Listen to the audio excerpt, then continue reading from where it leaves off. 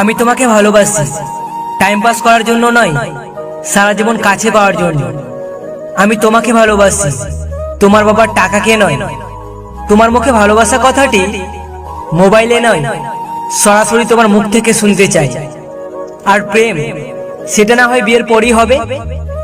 10-12টা ছেলের মতো কিছুদিন তোমার পিছু পড়ে তোমাকে ইমপ্রেস করার ট্রাই আমি করব না। এগুলো আমার মোটেই ভালো লাগে না।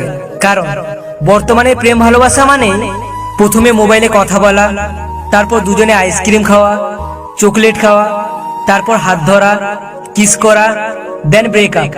এই সব কিছুর মধ্যে ভালোবাসাটা নাই।